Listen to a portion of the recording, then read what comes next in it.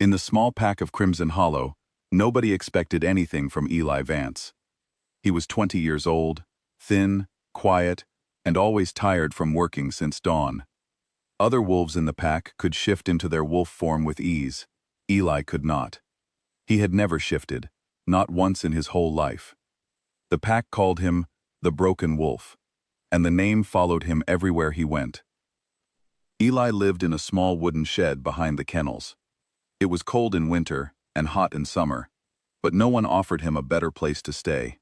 His mother, the lady once known as Eli Vance, rarely spoke to him anymore. She had hoped for a strong son who would make the family proud. Instead, she got a son who swept floors and carried water buckets for wolves much younger than him. Every morning, Eli woke before sunrise. He cleaned the training yard, fed the pack's horses, and carried firewood to the main hall. The young wolves training in the yard often laughed at him as he passed. They called him names and pushed past him without an apology. Eli never argued. He had learned a long time ago that arguing only made things worse. "Still no wolf inside you, Eli?" a boy named Garrick asked one morning, smirking. He was the son of the beta and one of the strongest fighters his age in the pack. "Maybe you were born human by mistake." Eli said nothing. He picked up his bucket and walked away. Garrick's laughter followed him until he turned the corner. Despite everything, Eli held on to a quiet hope deep inside him. He didn't know where it came from, but some part of him believed he was not as empty as everyone said. At night, alone in his shed, he would look up through a crack in the roof at the moon and whisper, "Please, show me what I am." The moon never answered. Not yet. One evening, word spread through Crimson Hollow like wildfire.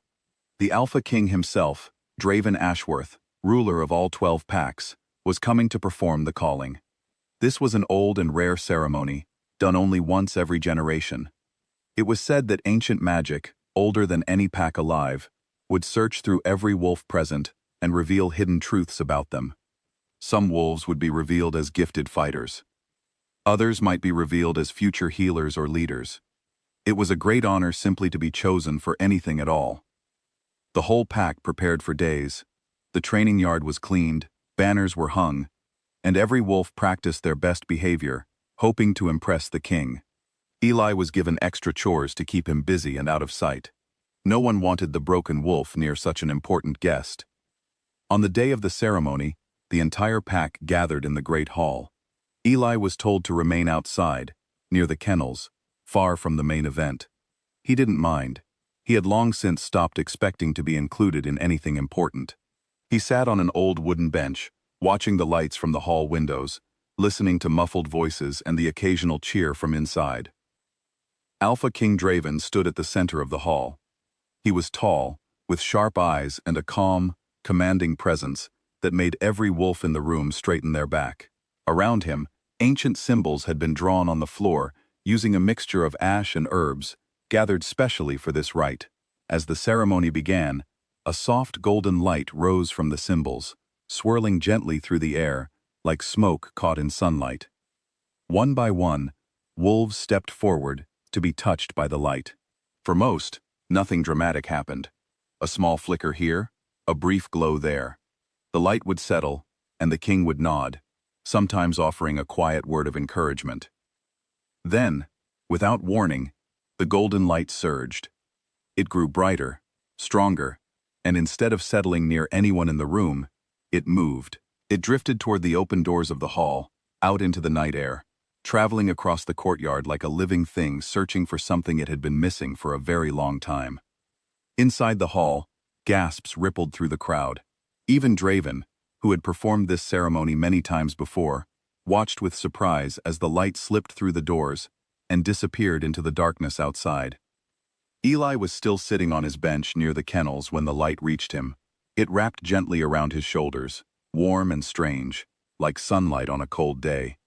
He stood up slowly, unsure of what was happening, as the light grew brighter around him. The ground beneath his feet began to glow with the same ancient symbols that had been drawn on the floor inside the hall. Word reached the great hall within seconds. Wolves rushed outside to see what had happened, and there stood Eli, surrounded by golden light, with markings glowing beneath his feet, that no one in Crimson Hollow had ever seen before. Alpha King Draven walked outside himself, his expression unreadable. He studied Eli carefully, then looked down at the markings on the ground. Slowly, deliberately, he lowered himself onto one knee. The courtyard fell completely silent. An Alpha King, ruler of all 12 packs, kneeling before a servant boy who couldn't even shift, was something no one present had ever imagined seeing. "Do you know what you are?" Draven asked quietly, his voice carrying clearly through the still night air. Eli shook his head, too stunned to speak. "You carry first blood," Draven said. "It is the original bloodline from which every Alpha line descended. It has been hidden for centuries. Many believed it no longer existed." Murmurs spread through the crowd. Garrick, standing near the front, looked as though he had been slapped. Eli's own mother pushed through the gathered wolves, staring at her son as if seeing him for the first time. Draven rose to his feet and addressed the pack. This explains why he never shifted. His body was holding back something far greater than an ordinary wolf form. It was protecting itself, and protecting all of you, until it was ready. That night changed everything for Eli, though not everyone was happy about it. Some wolves in Crimson Hollow looked at him with new respect. Others, especially those who had mocked him for years, avoided his eyes, ashamed of how they had treated him. A few, like Garrick, simply grew quiet and resentful, unwilling to accept that the boy they had bullied for years might now stand above them. Draven decided Eli could not stay in Crimson Hollow. The discovery of First Blood was too important, and too dangerous, to leave unprotected in a small pack with limited defenses. Eli was brought to live at the Ashworth Stronghold, the grand seat of power for all 12 packs, where he would be trained properly and kept safe while he learned to understand his new identity. Leaving Crimson Hollow was strange for Eli.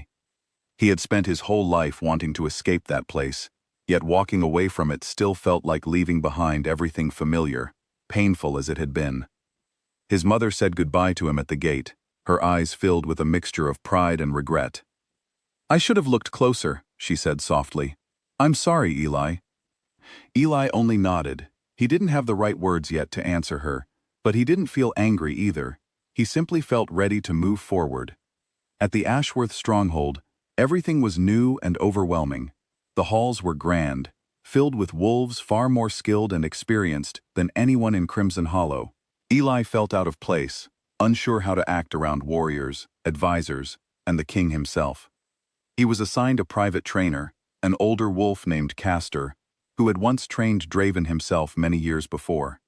Castor was patient but firm, pushing Eli to unlearn years of believing he was weak and worthless.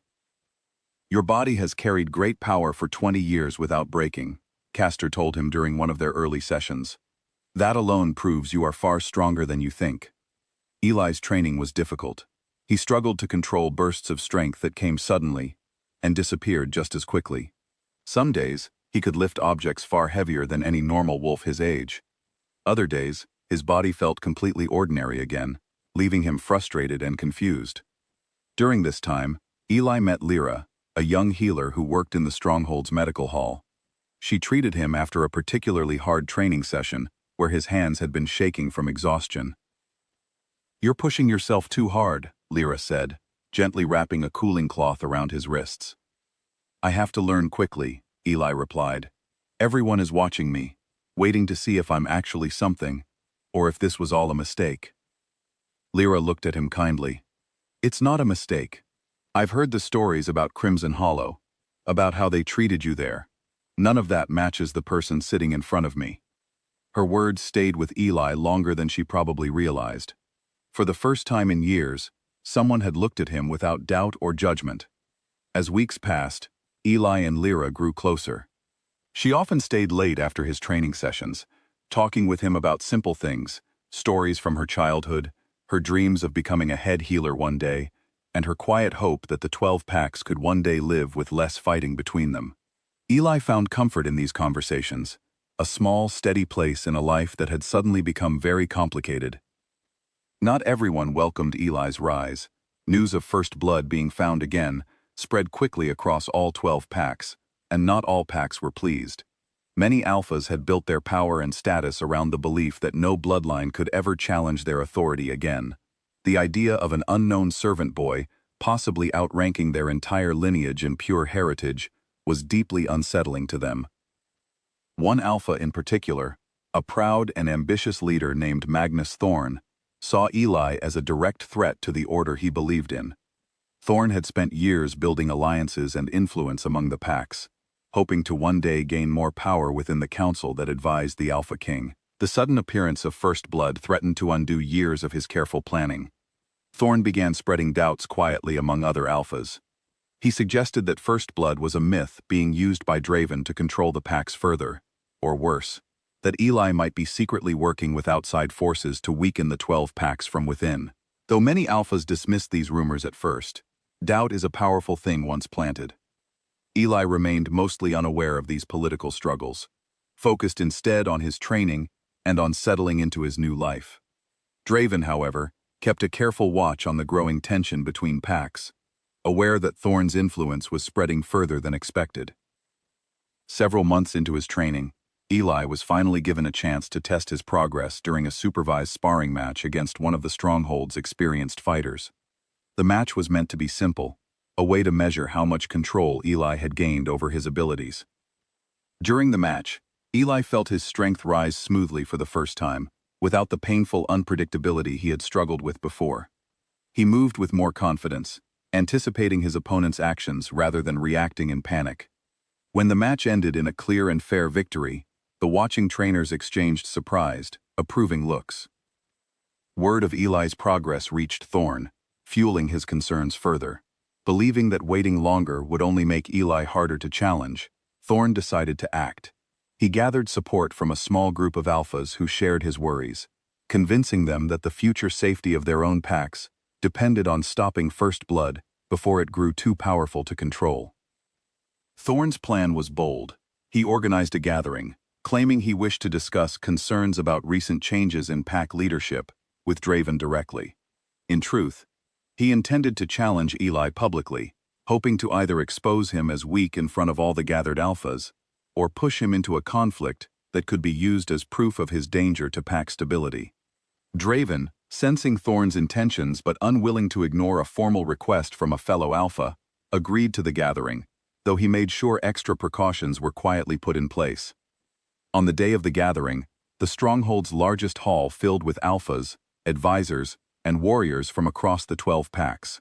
Eli stood near Draven, doing his best to appear calm despite his racing heart. Lyra watched nervously from the side of the hall, having insisted on attending despite Eli's gentle protest that she didn't need to be there. Thorn wasted no time once the gathering began. He stood and addressed the room, voicing his doubts about First Blood openly, questioning whether it was wise to give such trust to someone untested and unknown just months before. "If this bloodline is truly as powerful as claimed," Thorn said, his voice carrying across the hall, "then let it prove itself. A simple demonstration, nothing more. Surely that isn't too much to ask before we accept such a dramatic shift in power among us." Several alphas murmured in agreement, swayed by the reasonable tone of his request.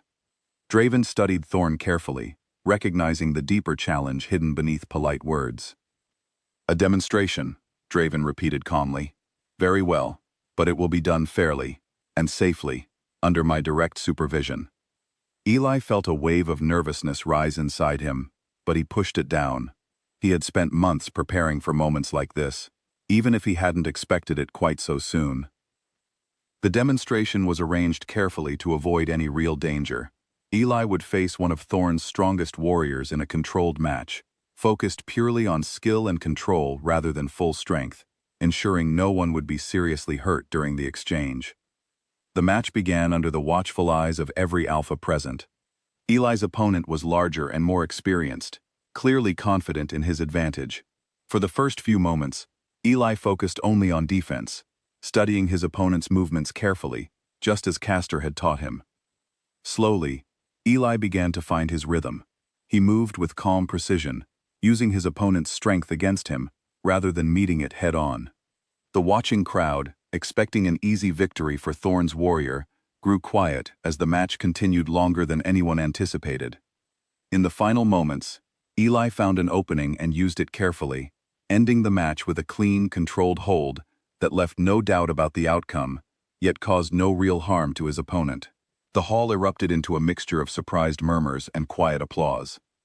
Thorne's expression darkened, though he said nothing, as his warrior conceded the match gracefully.